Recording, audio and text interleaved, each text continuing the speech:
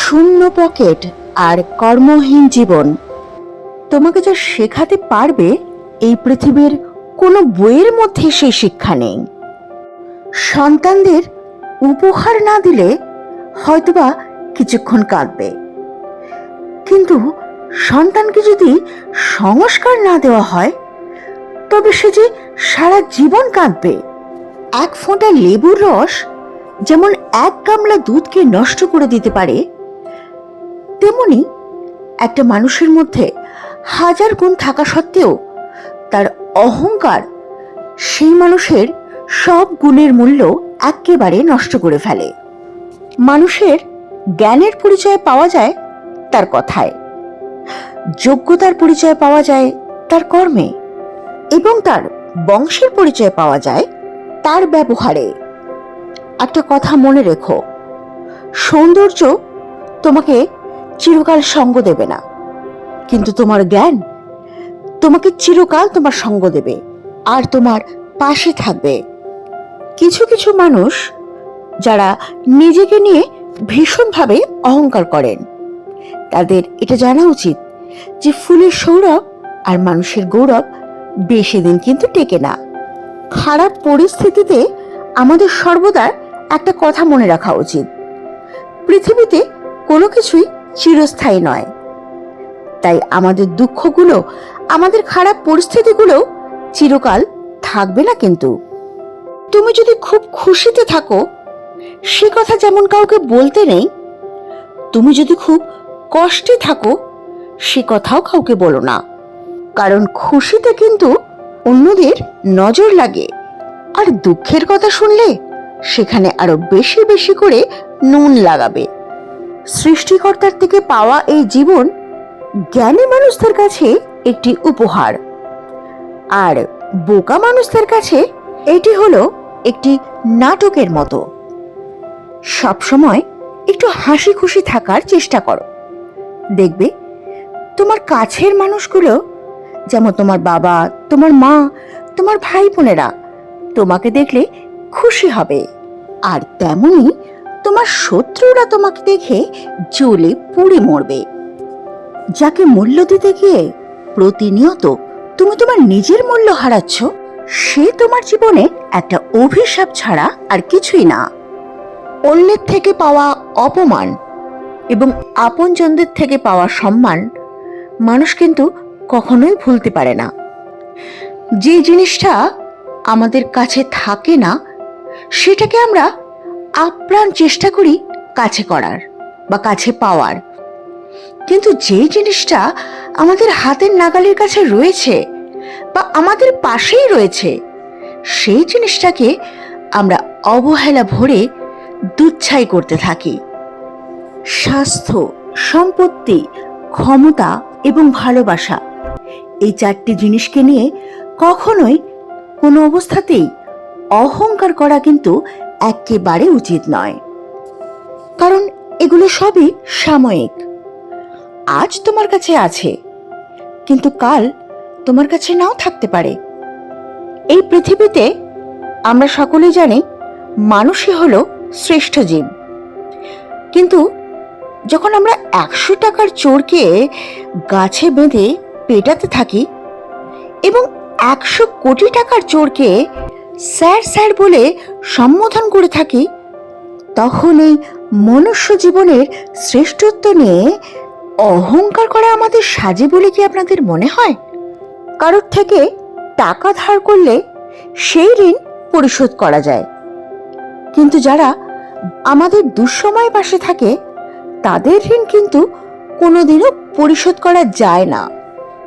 আসলে টেনশন এবং মানসিক চাপে তারাই থাকে যারা নিজের থেকে অন্যের কথা বেশি ভাবে। জীবনের পথে অনেকটা চলে আসার পর জানতে পারলাম এই পৃথিবীতে কেউ কারণ নয়। যেদিন তোমার সব কিছু ছেড়ে যাওয়ার হিসেব হবে, সেদিন তো সত্যিই তুমি কাউকে আর পাশে পাবে না। একটা সময় পর আমরা নিজেরাই বুঝতে পারি যে তর্ক করার চেয়ে নীরব থাকাই শ্রেয়। জীবনে যদি বারবার আঘাত পাও, তবে চিন্তা করো না। কারণ একটা কথা মনে রেখো, যে গাছের ফল যত মিষ্টি হয় সেই গাছটাতেই লোকে পাথর ছুঁড়ে বেশি করে। স্বার্থান্বেষী মানুষেরা কখনো কারোর আপন হতে পারে না। সৃষ্টিকর্তার দেওয়া সবথেকে সেরা উপহার হলো তোমার জীবন। তাই যতটা পারো এই জীবনে হাসি খুশি থেকে জীবনটা কাটানোর চেষ্টা করো। এই পৃথিবীতে সবথেকে সুন্দরতম দৃশ্য হচ্ছে কারোর মুখের হাসিটুকু দেখা। আর সেটা তখন আরো ভালো লাগবে যদি তুমি জানতে পারো যে সেই হাসি তোমার কারণেই হয়েছে। তাই লোকের সাথে ভালো ব্যবহার করো, লোকের জন্য সবসময় কিছু করবার চেষ্টা করো। জানো তো, যখন তুমি বার্ধক্যের দিকে এগোবে তখন এই সুন্দর পৃথিবীকে তুমি যতটাই ভালোবাসো না কেন, এই পৃথিবী ছেড়ে পালানোর চেষ্টা করবে। এটাই নিয়ম। কারণ এই পৃথিবী শুধু যৌবন এবং ক্ষমতাকেই মূল্যায়ন করে। কিছু কথা বলার আগে সময় ফুরিয়ে যায়, কিছু স্বপ্ন দেখার আগে ঘুমটা ভেঙে যায়। তোমরা নিজেরা যত বড় হবে ততই বুঝবে যে এই পৃথিবীতে নিজের বা আপন বলে কেউ হয় না, সবই স্বার্থের উপর নির্ভর করে। নিজেদের হতাশার জন্য অন্যকে দায়ী করো না, বরং কি কারণে এই হতাশা নিজের মধ্যে সেটা খোঁজবার চেষ্টা করো। আর অন্যের থেকে অতিরিক্ত আশা একদমই করো না। বর্তমান সমাজে সৎ মানুষগুলো অবহেলিত, আর অসৎ মানুষগুলো দেখো কেমন সম্মানিত। তোমার কাছে এসে যদি কেউ অন্যের সমালোচনা করে তাকে কিন্তু একদম বিশ্বাস করবে না, কারণ সে অন্যের কাছে গিয়েও তোমার নামে সমালোচনা করবে। কতটা পথ জীবনে একসাথে চললে অন্যকে বোঝা যায়, জানা যায়, তার বিষয়গুলো নিরীক্ষণ করা যায়। কিন্তু এসব করেই বা কি? মানুষের অতীতকে তো তুমি আর চেঞ্জ করতে পারবে না, তবে বর্তমানটাকে সঠিকভাবে চালনা করে ভবিষ্যৎটাকে অবশ্যই সুন্দর করে গড়ে তুলতে পারবে। কখনো ছোটখাটো কাজ করতে লজ্জা পেও না। এতেই যদি লজ্জা পাও তবে কোনোদিন তুমি কোনো রকম বড় কাজ একেবারেই করতে পারবে না। একটা কথা মনে রেখো, যারা আজ বড় জায়গায় পৌঁছেছে তারা কিন্তু এই ছোটখাটো কাজ প্রথমে করে করেই সেই জায়গা অবধি পৌঁছতে পেরেছে।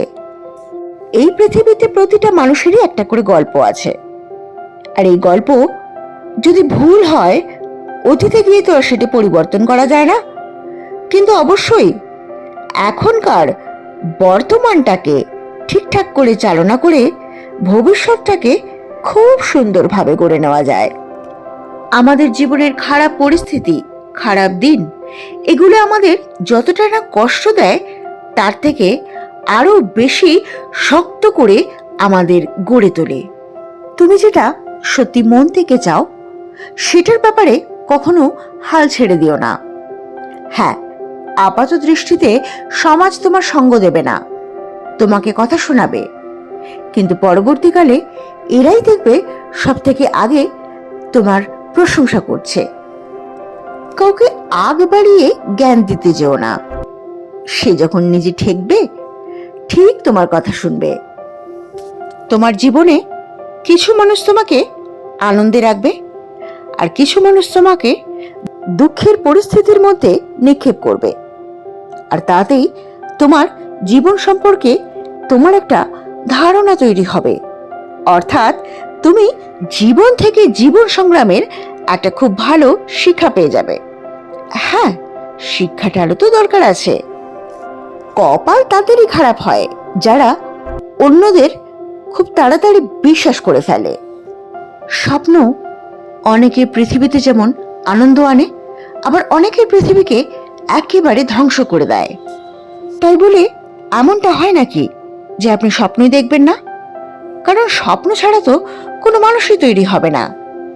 নুন ছাড়া যেমন কোনো খাবার স্বাদহীন, তেমনই বিশ্বাস ছাড়া কোনো সম্পর্কই কোনো মূল্য রাখে না, কারণ বিশ্বাস ছাড়া সম্পর্ক যারই কাছে হোক না কেন সেটা ভীষণই অর্থহীন লাগে। যে কোনো সম্পর্ক টেকাতে গেলে বিশ্বাস থাকাটা অবশ্যই জরুরি। কিছু কিছু মানুষ আছে বিনা কারণেই তাদের সাথে কথা বলে ভালো লাগে, আবার এমনও কিছু মানুষ আছেন যাদের সাথে কথা বলে এক প্রকার শান্তি পাওয়া যায়।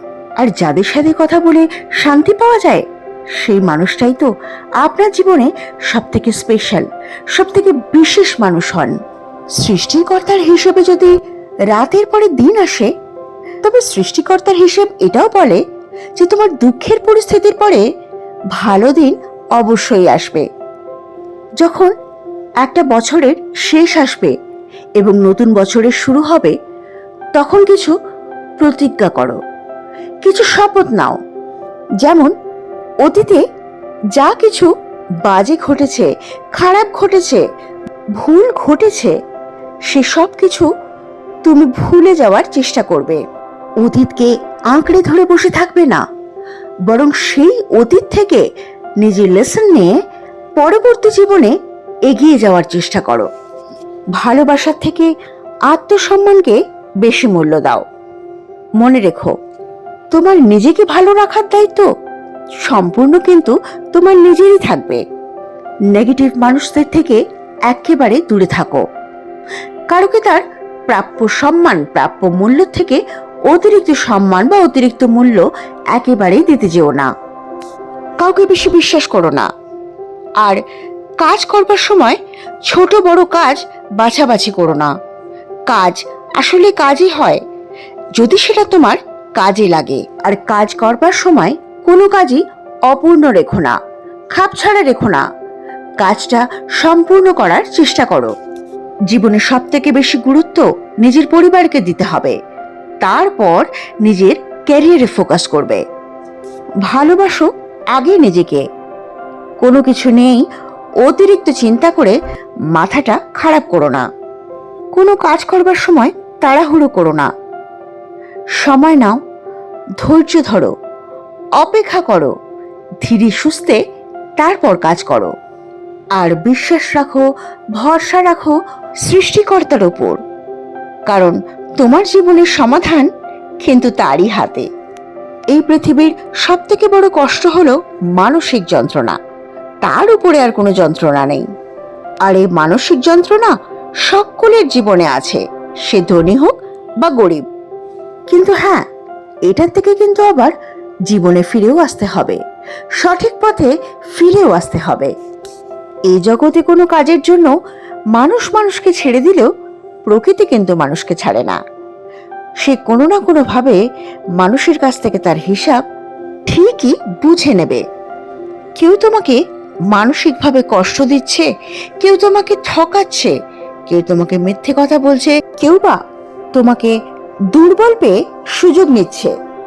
তোমার দোষ না থাকা সত্ত্বেও তোমার ঘাড়েই দোষ চাপাচ্ছে, সুযোগ পেলেই অপমান করছে। তাহলে নালিশ একদম করবে না, নয় তাকে ছেড়ে বেরিয়ে এসো, আর না হয় চুপচাপ ধৈর্য ধরে অপেক্ষা করো। কারণ অবশেষে আমরা সবকিছু ভুলে গেলেও সময় আর প্রকৃতি কিন্তু কিচ্ছু ভুলে না। বিশ্বাসযোগ্য না হলেও মানুষ কিন্তু তার কর্মফল ইহলোকে ভোগ করে যায়। সব কাজেরই একটা পজিটিভ রেজাল্ট থাকে, আর তোমারও আছে। কাউকে কষ্ট দিয়ে বা ঠকিয়ে সত্যি বেশি দিন ভালো থাকা যায় না। জীবনের পথে চলতে তাড়াহুড়ো একদম করবে না, কারণ মনে রেখো, এই গোটা জীবনটা একটা আবর্তে চলছে, সবকিছুই একটা প্রক্রিয়ায় চলছে। তাই একের পর এক একটা প্রক্রিয়া চলতে থাকে। দুঃখের দিনের পরে সুখের দিন আসবে, আর সুখের দিন থাকলে পরে সেটা নিয়ে অহংকার একদম করবে না। কোনো কিছু নিয়ে বেশি দুশ্চিন্তা একদম করবে না। দুশ্চিন্তা হলো একটা মারণ রোগ মানুষের জন্য। তোমার সুখের দিন থেকেই তো তোমার দুঃখের দিনটা এলো, তবে দুঃখের দিন থেকে সুখের দিনে কেন যাবে না? অপেক্ষা করো, ধৈর্য ধরো, সময়ের উপর ভরসা রাখো। আবার তোমার দিন আগের মতো নিশ্চয়ই হবে। সমস্ত কিছু আবার আগের মতো হয়ে যাবে। সমস্ত কিছু আবার নিজের মতো হবে। হ্যাঁ, সমস্ত কিছু আবার আগের মতো নিজের মতো হবে।